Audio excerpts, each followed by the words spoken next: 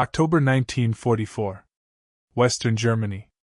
Deep in a dense, dark forest, American soldiers stumbled into a nightmare. The Hürtgen Forest. Trees so thick that sunlight barely touched the ground.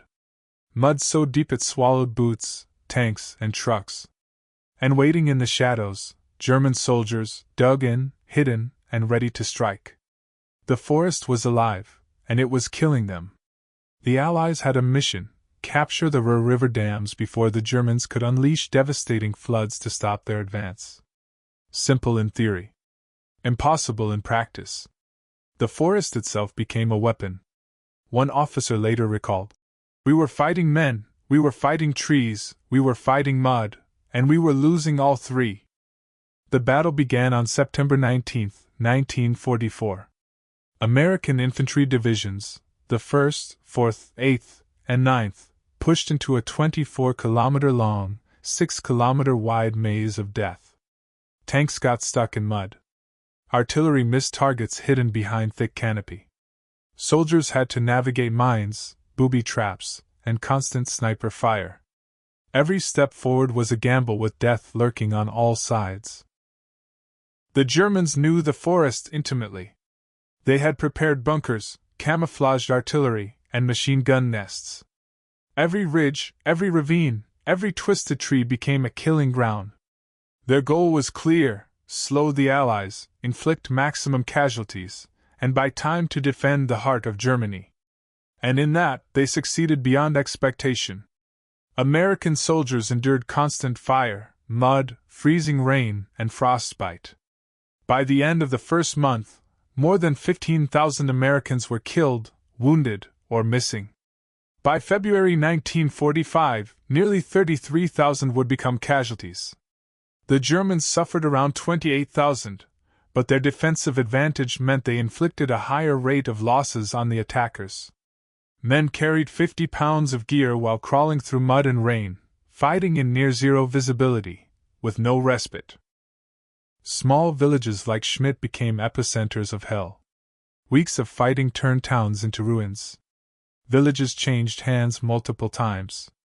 Survivors were shell-shocked, exhausted, and terrified. One soldier wrote, "It wasn't just war, it was a coffin with eyes open." The forest itself seemed to conspire with the Germans, hiding snipers, mines, and artillery in ways that made every advance agonizingly slow. The Hürtgen Forest was not just terrain, it was a merciless adversary. Mud, frost, and rain slowed every movement. Tanks were almost useless. Radios failed. Maps were often worthless. Soldiers were trapped between the relentless Germans and the forest itself. The battle became a grinding war of attrition. Every gain was bought with blood, every foot forward a trial of endurance, courage, and sheer will. Some historians call Hürtgen the forgotten bloodbath of World War II. Unlike Normandy or the Ardennes, it rarely makes headlines. Yet nearly 66,000 soldiers, American and German, were killed, wounded, or went missing. Every inch gained came at an unimaginable cost.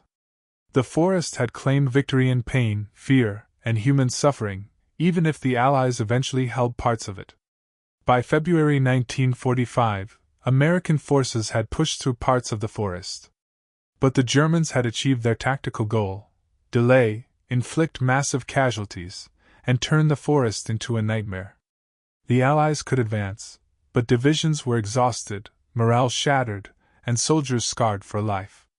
Hürtgen was a lesson in survival, courage, and the brutal cost of war. The Hürtgen Forest keeps its secrets. Thousands never returned. Mud, trees, hidden snipers, they are silent witnesses to a battle where neither side emerged unscathed. It wasn't a simple victory or defeat. It was a war against men, nature, and fear itself.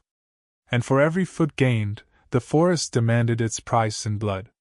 History remembers Hürtgen not for glory, but for suffering.